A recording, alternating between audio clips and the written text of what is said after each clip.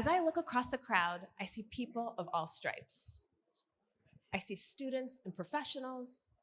I see kids and adults. I see men and women.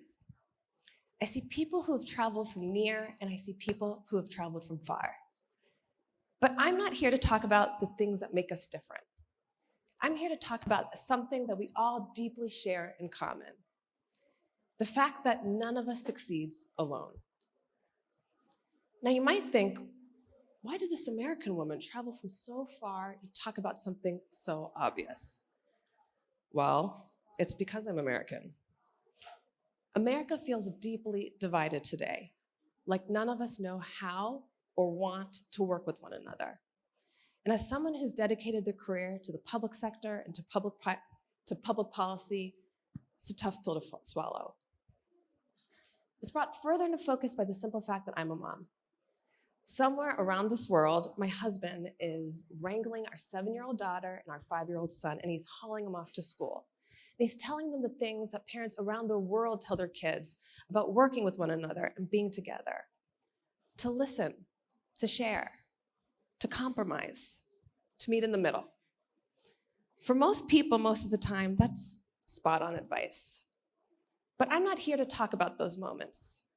I'm here to talk about those super critical, too big to fail moments that happen in your professional and your personal life.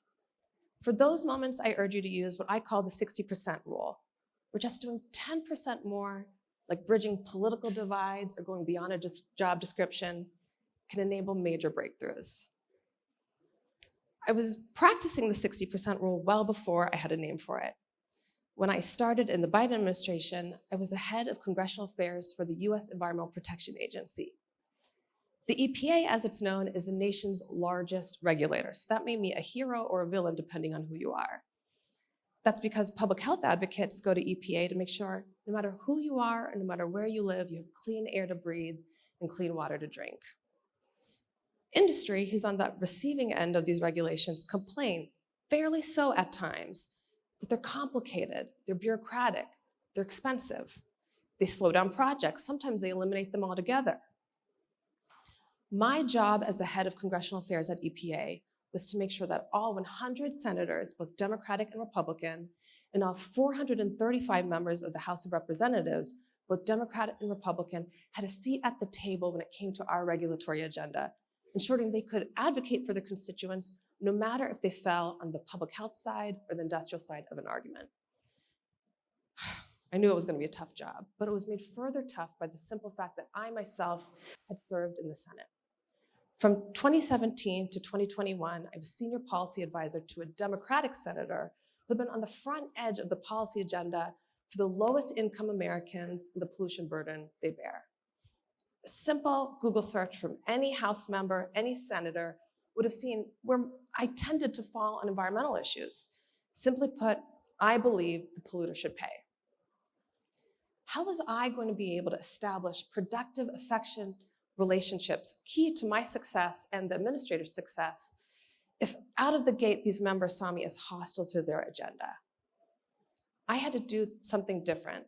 I had to approach my job in a way that hadn't been previously approached. I had to give more.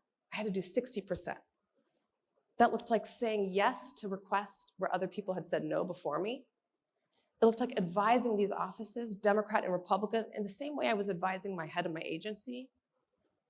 It looked like approaching every issue with a big heart and an open mind. Look, I know there were issues with the Biden administration, but as it came to me leading this office, and the office within the agency, and the agency within the administration, we were a huge success. To my knowledge, in the 1 year that I served at EPA, we had the lowest levels of congressional oversight, a fancy way of saying scrutiny, than any other agency at the time. Those regulations I mentioned, they're written by people who have to go through Senate confirmation. In that 1 year that I served, we confirmed more people faster and bipartisan in a way that previously had just never been done or thought of. It turned out I wasn't the only one that was practicing the 60% rule. In my second year of the administration, I went from EPA to the White House, where I worked on an initiative called Justice 40. Justice 40 was created with the lowest resource communities in mind. These were communities that had been studied. These were communities that had been discussed. These were communities that under both Democratic and Republican administrations had fallen further and further behind. Looking back, I can appreciate how the Biden administration took a 60% approach to helping these communities. We went agency by agency and identified the specific programs meant to help these communities, and then we went barrier by barrier between those communities and the programs and knocked them down. It was clear something had to be done differently, and I was really proud to be part of that. Look, I know the 60% rule is not rocket science, just like I know 60% is just the number that I picked because it worked for me. You have to find your own number. The bottom line is that no matter who you are, no matter what you do, whether it's in business, in the public sector like me, in advocacy, academia, you can't make it big if you don't work with one another. So here's how to know if you're in your 60% moment. If you find yourself thinking, the people before me failed, or at minimum, there's room for improvement. If you find yourself thinking, am I gonna look back and think this moment mattered to me or others around me?